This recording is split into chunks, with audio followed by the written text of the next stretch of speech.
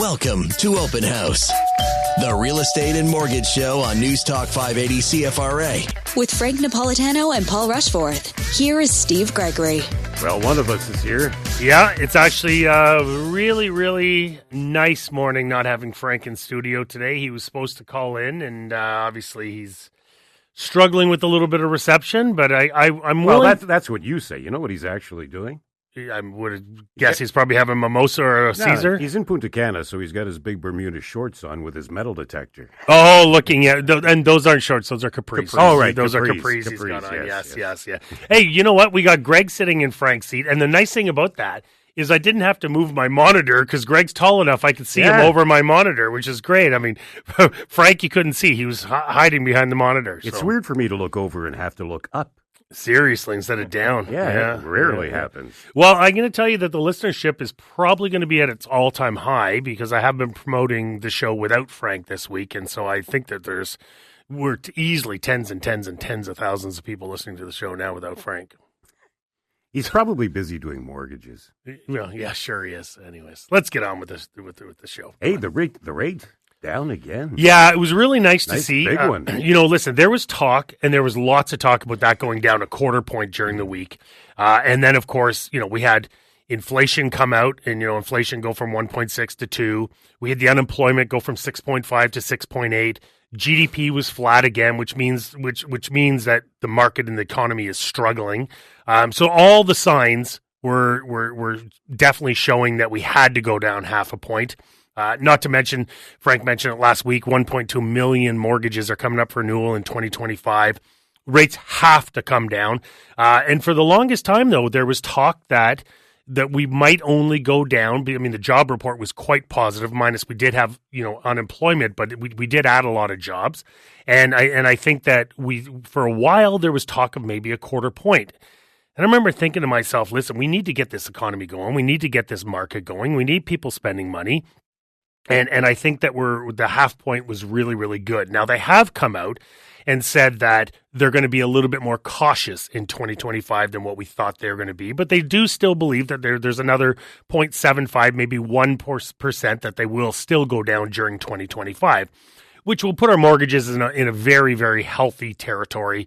We're not going to see the crazy lows, and the people who are coming off their mortgages from 5 years ago are coming off high ones, maybe low twos, and they're going to be in the threes and things like that. So it's not going to be as bad. It will be palatable. A lot of it depends on Trump and the tariffs too. Well, that's also not positive too. I mean, this week it was like I was like, what is Canada and the U.S. going to war? Because we had Trump saying 25% tariffs, and then we had Ford coming on saying that's okay, we'll just shut off your electricity to northern the U.S. Forget electricity; it's the booze he's cutting off now. So that's something. That's something. So then so now we got Canada and America fighting with each other, and we're like we play in the same sandbox. We're partners, right? So it was really, really weird to see, and it was a lot of different news this week, that's for sure. But the good news is, yes, we did come down half a point. We would have loved to have seen fixed rates come down.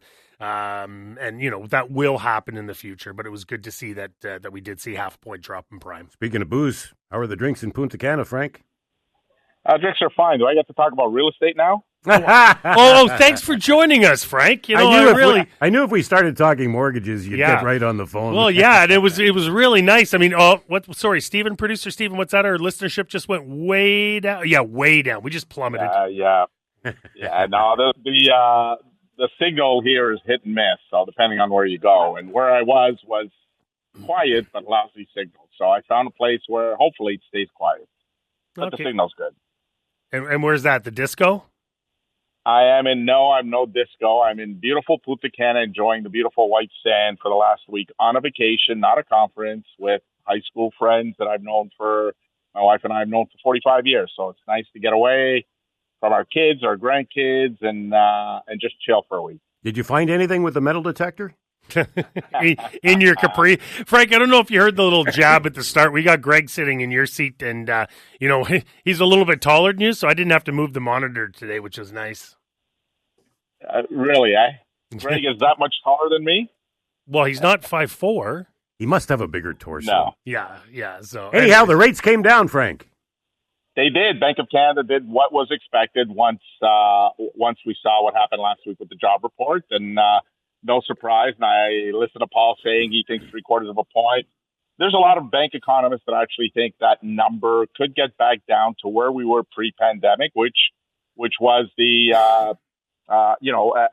from a customer standpoint, we were down to 3.95%. So with a little luck, we can get back to that, because then fixed rates will be forced to come down into the threes at that point. And that's most Canadians, when their maturity comes up in this year, coming up in 2025 or in 2026, are okay locking into a mortgage that starts with a 3. What they don't want to lock in with is a mortgage with a 4 or 5. Well, and Frank, these people coming off the high 1s, maybe sort of low 2s, high 3s is not crippling. I mean, it's not great, but it's definitely not crippling. It's not 1 to 6. No, it's not. And the fact that, over the last 5 years, I mean, anybody that bought in 2020 or 2021 still saw a healthy appreciation in the value of their home, where, the ones that are going to feel the pinch is, I think, the ones that bought in 2022, once the market kind of capped out and started to come down on the real estate side. They're the ones that are going to feel a little bit more of the pinch, I think. Yeah, I'm actually interested to see what happens at the end of January and the 29th when the next rate announcement is, because it's hard to sense this half-point drop, what it's done to the market, because we're kind of in our slow limbo tail end of the season. There's nothing really, things are moving. I mean, we're still selling tons of homes, but it's not what we expect. Well, come January, and I've been promoting really, really heavy, get your house on the market sooner than later. And we now have this next announcement coming January 29th. I think that announcement might dictate which way our market goes. And I think we're going to have a strong 2025. But if we get a half-point drop, which I don't think we will, but if we do get a half-point drop, I think our market takes off way quicker. If we get that quarter-point drop or even a flat, which I think we'll probably get a quarter, but if we do get a quarter, I think we're still going to have a very strong market. But I think people are kind of waiting to see what happens that January, because people have the myth that our spring market starts in March, April, May, and it doesn't. Our spring market starts, it should start before that announcement on the 29th. Our market should start on the 10th to the 12th of January. We should start to really take off. That 29th will really kick it off, though. Well, it will kick it off, and that's why I'm saying, it's great we went down half a point right now. But, if someone said, okay, because you went down half a point, the market must be going crazy. I'm like, well, we are in mid-December, so, I mean, it's not going to go crazy. But I do think there's more optimism. I think there's more people who were maybe on the fence of listing are now thinking of listing. I know there's people that are on the fence of buying that are now definitely going to buy. So we're seeing that optimism, which is great. And I think the next announcement will either be extreme optimism or just very strong optimism. Don't forget, if you close now, you're 3 months, right? And you can get that 3-month guarantee, right, Frank? Yes, you can. But you know what I would say, just to come back, I think January 29th, we're still likely going to see a drop. It might be the quarter, only because I think that the labor report has a lot to do with what happens. And there's probably a better than 50-50 chance that the labor report won't be as bad, based on the fact that the labor report will be from December. And there is some retail hiring that happens in December for the Christmas season. So I think there's a good chance that the labor report will be kind of semi-good. So therefore, we'll see that 0.25% drop in January. But the one on March 12th, that's the key one, in my opinion, because that's the start of the spring market. I know you promote starting in January, February, but really most Canadians really get serious and start going to open houses in March and April when the snow starts to melt. So, but that March 12th announcement might be the one that's a half a point, only because if the layoffs are what a lot of people are predicting they're going to be in January and February, that's where we're going to see the unemployment probably skyrocket, and then the Bank of Canada be forced to drop the prime rate by half a point in March. Yeah, I can agree with that, and I think that a large chunk of our sales are going to happen before summer, maybe by the end of summer, because once we get near the end of the year and we get near election time, it really starts to slow down because of all the uncertainty. So I think we're going to see a lot of transactions changing hands between January and probably end of July. What about the uncertainty of an election? Doesn't that usually slow things down here? It always slows things down. During an election period, first of all, you have people who are working for either party that don't know what's going to happen. If their other party gets into control, what happens to them? Do they lose jobs? So those people don't do anything. And then there's a lot of people that worry about what happens if this other party gets in. And so they sort of get paralyzed by what's going to happen in the market. And so we usually see around election time, we do see a slowdown, usually between a month, maybe a month and a half before election. Once election happens and, we sort of weigh through the waters and decide, which way the market and the economy is going, then the market picks up again. So we might see a bit of a slower fall compared to what we saw this year. Keep in mind, our October, our November, and the start of our December is very, very, very strong. Our number of sales are flying along. 46% in October and 45% in November. So that's more than a year. than last year at this time. So what's going to happen next fall? We might be behind number of sales because there's going to be a lot more stagnant approach to the market compared to what we're seeing right now. The rates might balance that out. The rates might balance it out. It's really hard to predict. Even our spring market, usually very robust. Last year, it was dead. This year was dead. Next year, people are like, okay, rates are coming down. Prices are going to go up slowly. It should be a really, really strong spring. Well, the truth is there's a lot of people who haven't sold their house right now. They're coming back on the market in spring, plus all the people hitting the market. We might have more product and more inventory in spring, more than we've had in a long time. So it might slow down the pricing just a little bit. It's still going to go up, but it might slow it down a little bit. Now, what about fixed rates? We'll find out when we come back. Paul Rushforth is here. Frank Napolitano is on the beach. Such a nice break, eh? Frank, what's going on with fixed rates? Well, again, the bond market didn't react. It was expected, right? So anytime that the Bank of Canada, came down to half a point, and it was expected to come down a half a percentage point, then what we saw is the bond market really non-reactive to it. So, I think I've said it a few shows ago where it's going to be the spring when we really start to see the bond market start to come down and fixed rates start to come down with it. So, it just gives a little more motivation. And I've read a number of articles this week from financial newspapers indicating how it makes sense to maybe look at the variable now and look at the adjustable rate mortgage because it's almost on par with the fixed rates, and with the likelihood of Bank of Canada prime coming down even more, why not take the adjustable and then wait for fixed rates to start to come down before you lock in? But I'm reading some economists saying fixed rates have bottomed out already. Yeah, and again, I mean that's an opinion that we're going to see. I don't believe it. My own personal opinion is that fixed rates have to come down. Either that or else just all Canadians. Most Canadians are going to go in the adjustable or variable. And I'm not sure that OSFI is happy with that. I think that OSFI wants the majority of Canadians in fixed rate mortgages. So not that they control what happens with the market, but I think the market conditions themselves will start to realize that bond markets have to come down a little bit. And I'm not saying we're not going to get back into the ones or the twos, which we had 5 years ago. What we're going to get into is probably the low to mid threes. So if you can get a 5-year fixed mortgage at 3.49, most Canadians, would they rather have 3.09? Of course.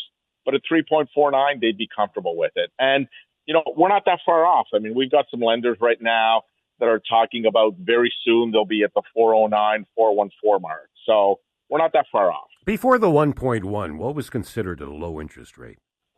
Well, 5 years ago, before the pandemic, most customers that are coming up for maturity today are anywhere between 2.79 to 3.29. So that was considered a reasonable rate.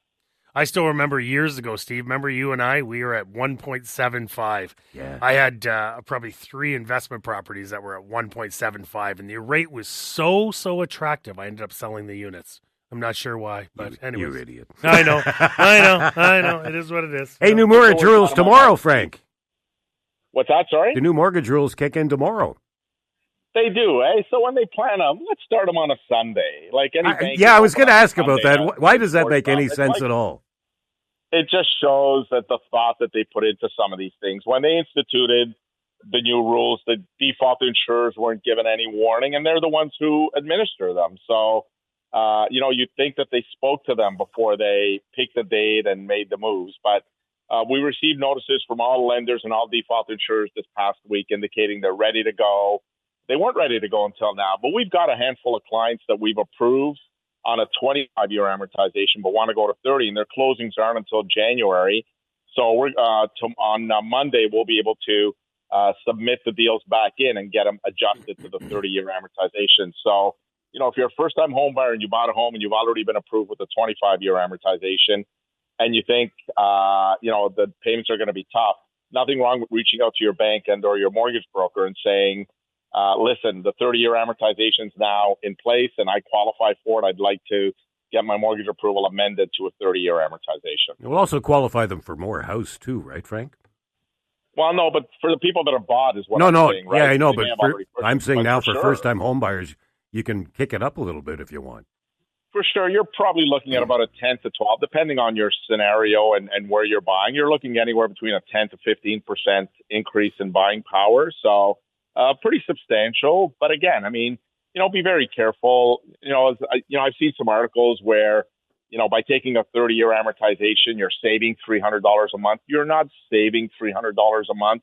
Your cash flow is better by $300 a month. But anytime you go from a 25-year to a 30-year amortization, naturally you're going to be paying more interest. So, but again, it's all about timing. It's all about right now at this stage in my life, a 30-year amortization makes sense because it makes my payments more manageable. It doesn't mean that you're going to take 30 years to pay off your mortgage. As your career continues to grow and as maybe the cost of goods start to slow down and don't go up as quickly, you'll be able to make some changes to your payments, which will lower that amortization on your own. How much are you able to pay down on a 30-year amortization per year? Well, again, most people, it depends on the lender. Most lenders are anywhere, there's a couple of banks out there that are 10%, but most lenders are anywhere between 15 to 20%. So you could pay off your mortgage in 5, 6, 7 years if you wanted to without having to incur any penalties. But again, I think the 30-year amortization's made for first-time home buyers or anybody that maybe, has gone through a separation or a divorce and is starting over again. Nothing wrong with having that 30-year amortization, having a little bit of relief, a cash flow relief on the payment to begin with. And then once you get more comfortable and things start to settle down, then you can increase your payments and pay off your mortgage a little quicker. Now, excuse me, as of the 15th, you can add an extra dwelling to your property and finance up to $2 million worth. You think that's going to do anything, Frank? It's not going to move the needle. I spoke to a number of lenders this week, and, they're not planning on any big movement to the needle. There's a lot of uncertainty on that second dwelling right now. All the rules haven't come out, so all the lenders are scratching their heads saying, well, we don't understand what we can approve, what we can't approve, what the limitations are. So I don't know that we'll see some clarity on that. I think is it Monday or Tuesday that the minister is talking about the economic updates. So I think hopefully we'll see some clarity at that time. Well, yeah, because it's already announced for the 15th. Don't you think we should know what's allowed? You would think, but there's not a lot of uptake. The other concerning thing that came out this week, and I don't know if you guys got a chance to see the article, but there is the highest number of builders that are in receivership ever in Canada right now. So there are a lot of builders that have started projects and just can't finish them. And the number one reason they gave, two top reasons, labor and interest rate. Those are the two biggest reasons why they can't finish their project. And that is happening. Obviously, I work with Clement Homes, and that's one of the things he said too. He's like, he holds the note on a lot of these buildings, and it gets very, very expensive when your interest rates are 7-8%, and you have all this product waiting to build, but you obviously don't want to build until you get these sales, and obviously that puts a lot of pressure on us because we need those sales to get shovels in the ground in order for him to get his financing. And there's a lot of builders that maybe don't have those deeper pockets. It doesn't surprise me when you said all these builders are struggling and in receivership and all that, because in order to be successful in that game, you have to hold a lot of debt. And so you have to have deep pockets if you're a builder. What's he building these days?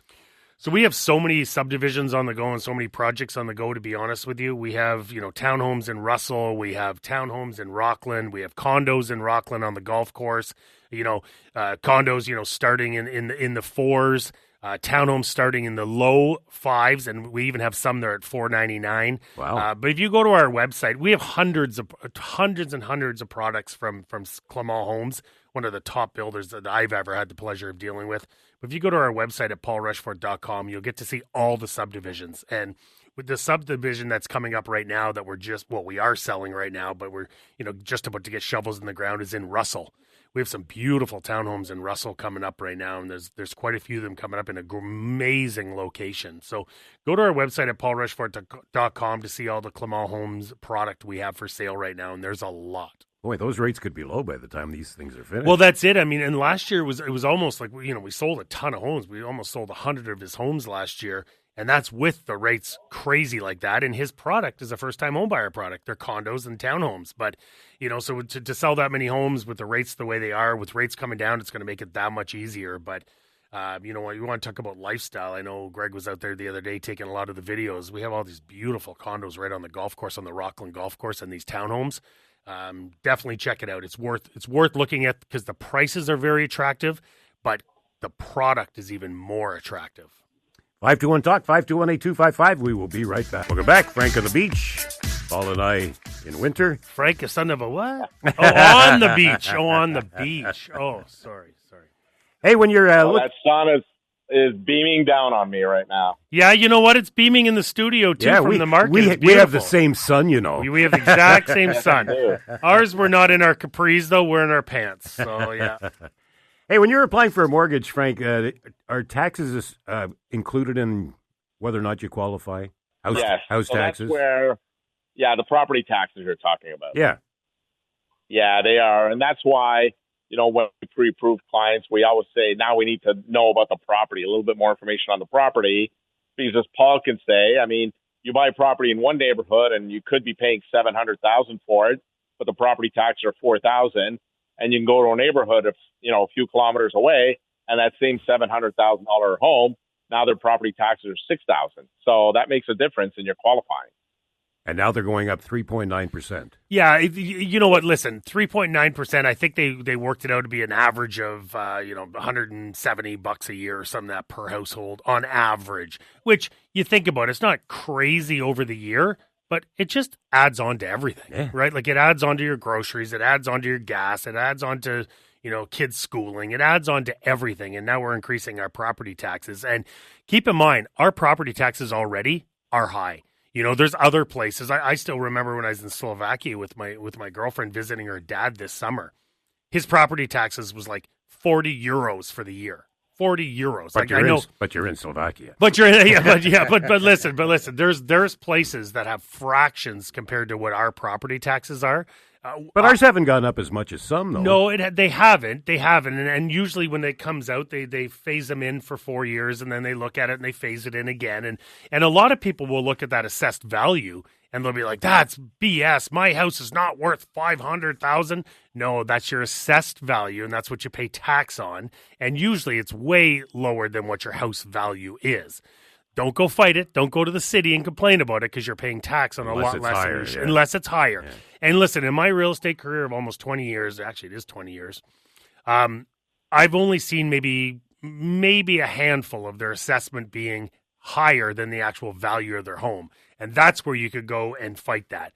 But most of them, I mean, I've seen homes that are worth $1.4 million and the assessed value is $500,000. Which don't fight it because you're paying tax on that. Yeah. So now they're talking about increasing taxes, 3.9%. And it's extra money that you're going to have to pay. It's not drastic, but it still is extra money added on top of everything else you have to pay in today's economy. The vacant unit tax. Yeah, so the vacant of 1%, boy, that can hit you hard. It can hit you hard. And listen, even if you have your investment property or even your house vacant for just a small amount of time, you have to fill that vacant unit tax out. Every home has to. Every home has to. And I believe it's in March, April. I think you have to start January 2nd right through until March 20th. March 20th, is the deadline. Make sure you don't miss that, because what can happen and what will happen is if you do miss that filing, they will come back and assume that your house was vacant longer than the 180 or 184 days, which is basically 6 months. And they'll assume that it's been vacant, and that's why you didn't fill it out. And they'll assess you 1% of your assessed value. So if your assessed value is $500,000, that's $5,000 that you're going to have to pay, and you're going to have to fight. But, why would you have to fight that? So make sure you fill that in. And so what they're trying to do, and I get why they brought it in. It was another, a tax that they tried to bring in mainly because of Vancouver and maybe Toronto. But there was a lot of speculation in Vancouver where you had a lot of foreign investors who were coming in and buying up units, and they were being vacant for the longest time, and they were just waiting for values to go up and then selling them. The problem it was hurting curb appeal. It was hurting neighborhoods because these homes were becoming dilapidated. They weren't cutting grass and things like that. And they wanted more home ownership. They didn't want as much investment properties. And so they brought this tax in to allow people mainly in Vancouver and the Torontos of the world to have more product to buy and less investors coming in and speculating and then selling and making money off it. So they brought in this vacant unit tax, and it basically says, in 6 months, if your home is vacant for longer than 184 days, which is basically 6 months. Unless you're doing a renovation. Unless you're doing a renovation. But if that home is vacant for longer than that, then you have to pay a vacant unit tax on that, which is 1% of your assessed value. So I get why they did it. The fact that if you don't have it filled out and you have to fill out every single year, even if it's your principal residence, it's monotonous. And it's not a long form. But when you have a number. But don't forget it. Well, listen, I have a number of properties. So every year I got to remember every single property, filling out every vacant unit tax. And it becomes a lot. It becomes cumbersome. There's so many people right now going, I have a lot of properties. I have to fill out that. Oh, poor Paul. Listen. He doesn't even do it. He has somebody do it. Okay. An aspect of that might be true, okay? It might be true. But I'd like to say I do some things by myself. Just so you know. I'm sure you do. For that, Yeah. There's another reason for that. It also masks the fact that they let the housing get out of control from a standpoint of there isn't enough housing for the amount of people that were coming to our city and to our country. So this was really more as a result of that. They used the fact that there's a lot of foreign buyers as an excuse, but they cut off foreign buyers 2-3 years ago. So that's no longer in place. Now it's all about the fact that they're not building enough houses for the amount of people that they let into their country. So they institute this vacant tax to mask the fact that they're not building houses fast enough. Well, they're supposed to use that money to build homes, right? It's not happening, though. I'm friends with a number of builders, from small builders to medium-sized builders, and they're still saying, and we talked about this even when Charles was on the show, they're still saying that it's just so hard to build nowadays. I mean, you have to hold land for the longest time to get permits approved, to get site plans approved, services approved. I thought for years we've been talking about cutting the red tape. What is the holdup? Well, they say they've cut the red tape, but we heard right from Charles's mouth, a builder's mouth, that the red tape is not gone. Well, what's the holdup? Why? The holdup is they believe they've cut the red tape. But, when we were selling one certain subdivision, we spent months just trying to get road names. Like it was Road A and Road B and Roads. Like we needed names in order to sell that product. And it was so hard to sell that product without names. Well, how hard do you think it should be to go to the city and get some names of streets? It shouldn't be that hard. It was months to get names. If only we had computers. Right?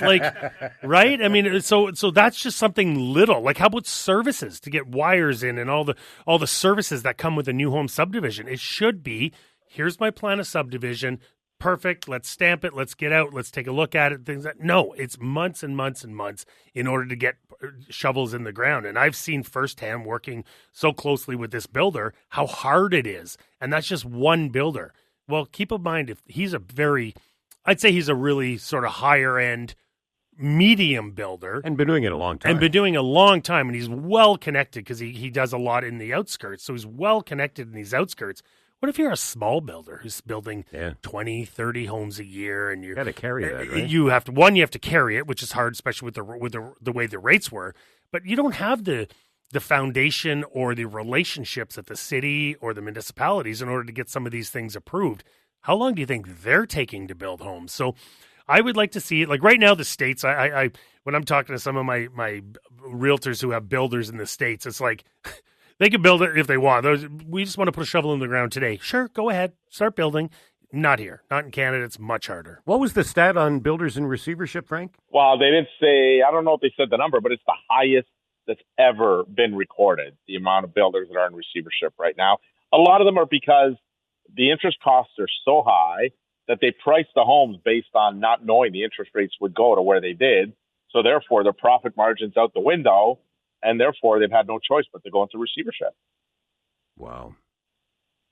So, scary. This should change by next year, though, right? We should have more builders coming on board, don't you think? If they take away the red tape, like Paul says, the red tape and the cost. I mean, if you listen to a lot of the builders, the biggest thing right now is the government fees that are collected to get a shovel in the ground or over the top, and it makes it impossible to keep homes, costs at a level where most first-time home buyers can basically stomach it, and that's the biggest issue right now. Well, I was actually talking. I don't want to throw anything under the bus here, but I was actually talking to Charles yesterday about this, about what he's getting charged for permits per door. And one of the municipalities he's building in was looking to almost double the permits, double. So what does that do? What does that do to a builder, especially, where he's building? There's some really good, reputable builders building there. And eventually they're going to be like, you know what? Excuse the term, but screw it. I'm moving out of this area and I'm going to build somewhere else. Then what happens to that area? And what does that do to get more homes built? It's not doing anything to get more homes built. They're trying to collect more money for the municipality and for the city. And I get it. We need money for infrastructure and stuff like that. But when you have builders who are entrenched in a neighborhood and a market and willing to spend lots of money and build lots of homes and build up that area, and you're taxing them to death and doubling permit fees and doubling this and doubling that, eventually the builders are just going to walk away and say, I just don't have I don't have the pockets deep enough for all your new rules and regulations. I need to move on to a different municipality. You think they'll ever remove the GST from new home builds? Yeah. I mean, I do know that the builders builders do claw it back. Right? Yeah, it'd be nice. It'd be nice. That's what Pierre says he wants to do. Yeah. Are you on first names with Pierre? Yeah. Oh, yeah. Yeah. Yeah, I call him P. Yeah. PP, actually. PP? Oh, PP, do you? Okay. 521-TALK, 521-8255. We'll be right back. Welcome back to the show. To the phones we go and say hello to Howard in Ottawa. Hello, Howard. Hey, how are you? We're great. Yeah, I'm in the process of building a house right now in Ottawa, and the city doesn't even know what kind of sewer pipes are in the ground for me to hook up my water and sewer. My contractor went to hook up the water. They dug it up, and then the city told them to pick up these fittings, $11,000, and they were the wrong fittings. So I had to wait another 2 weeks to order new fittings from to hook up the water and sewer. And then they charged me $10,000 for green space fees. They call it park fees, just so I could extend my house a little more and take up some grass that I had to dig up. Years ago, there was an article that came out, and it was in one of the major papers, whether it was Globe and Mail, The Citizen, whatever the paper was, I can't remember. And they were talking about builders' fees before they even get a shovel in the ground. When we're talking about soft costs, and we're talking about permits and applications and all that stuff. And it was something along the lines of 25% of a builder's costs are basically just soft costs like that, just permits and money to the city and things like that. 25%. And then we wondered why the price of homes were going up. And I'm lucky I've had a lot of experience. I owned my own home building company years ago, so I've built lots of homes, and I've worked with a lot of builders. So I know exactly the headaches these builders are going through. So when you tell this story, doesn't even faze me or doesn't even surprise me. This is just common every single day stories.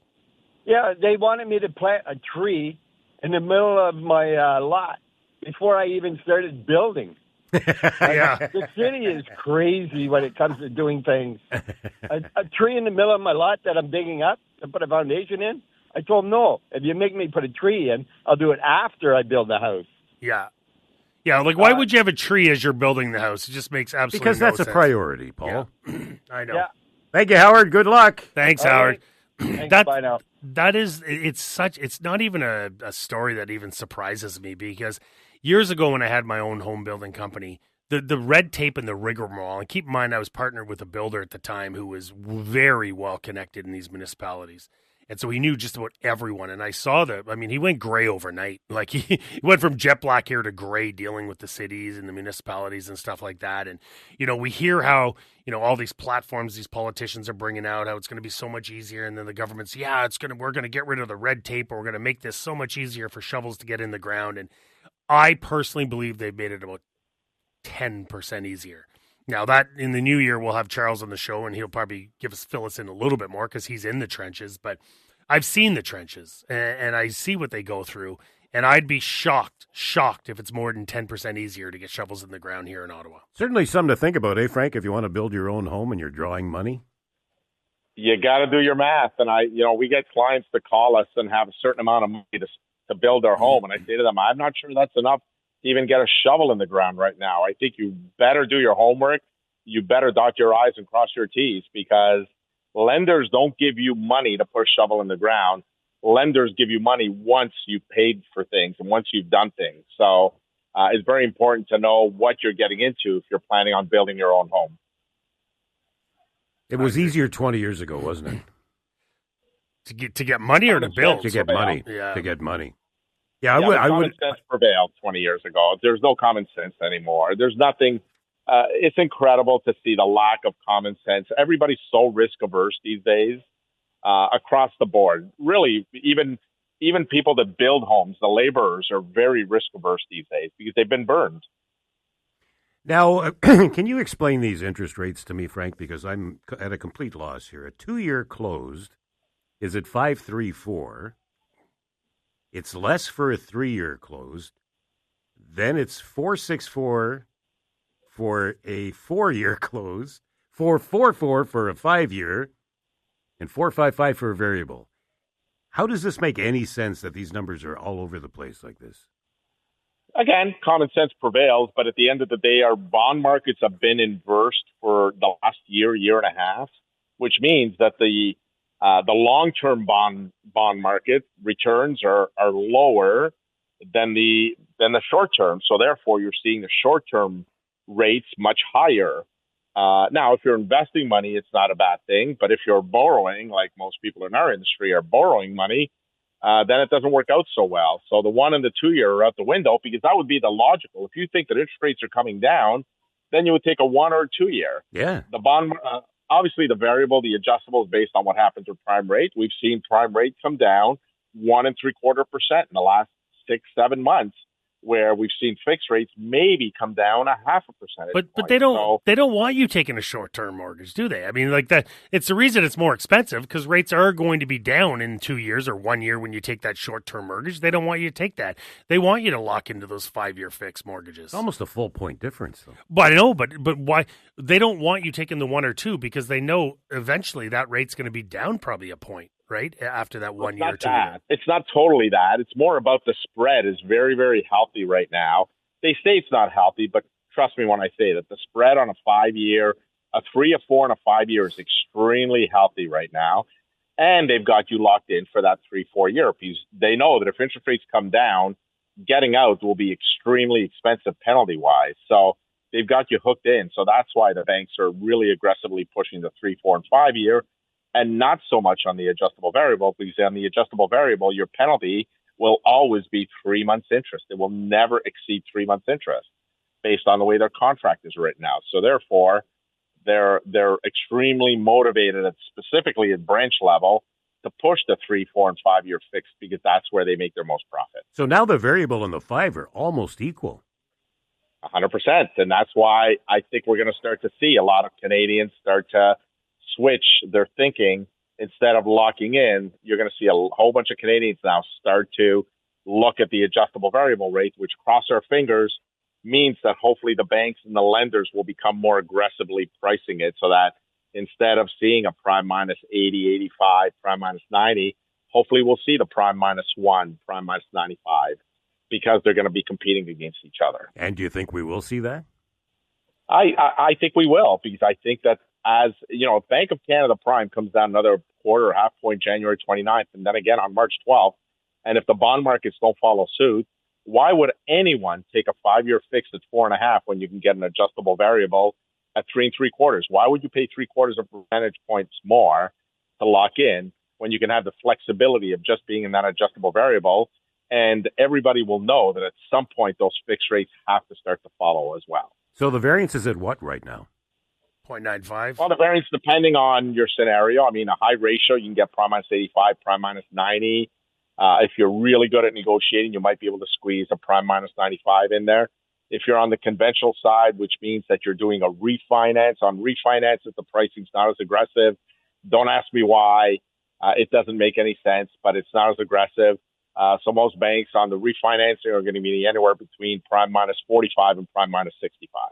Why would I have to be good at negotiating if I have you? Well, that's the whole purpose of working with the mortgage brokers, that we do the negotiating. And there's a lot of Canadians that are anti-negotiators. They don't like negotiating. So if you're one of those people that doesn't like negotiating, then that's what a mortgage broker's there for you for. So, Frank, as we get to the end of the show and we got to get all your birthdays with all the vowels in and stuff like that, listen, I just want to let you know, Steve and I really appreciate communicating with you when you're on the beach, and we love seeing the pictures of your lovely wife with her tan and stuff like that. But, dude, please no more Speedo pictures of you on the beach. Please, please, please. I'm getting sick of seeing them. They don't fit me. They don't make them in my size. Is it because you got hair coming out of everywhere? Is that why? Without Greg's zoom lens, you can't see anything. Yeah, exactly. Thanks for Greg zooming it in for us. You know what I mean? Birthdays, Frank? Yeah, I've got 3. My little cousin, Marco Flores, celebrating his birthday. My good friend, the drywall king in Ottawa, Alfio Anatoli, celebrating his birthday this week. I feel like it's always his birthday. My beautiful daughter, Leanna, celebrating her birthday this coming Wednesday. So I have a couple. I have Mark Purdy from our team who celebrates his birthday on Tuesday, and a special happy birthday to my mother-in-law, Eva, who celebrated her 49th birthday again on last week. So happy birthday to Eva. Ooh, big points there. My mother-in-law, that's big points right there. Humongous. I know Petra's listening. She's liking that, let me tell you. Let me get this straight, Paul. Your mother-in-law is younger than you are. Have a great weekend, everybody. Oh, boy. Have a great weekend. Support local business and charities, everyone. Enjoy the beach, Speedo boy.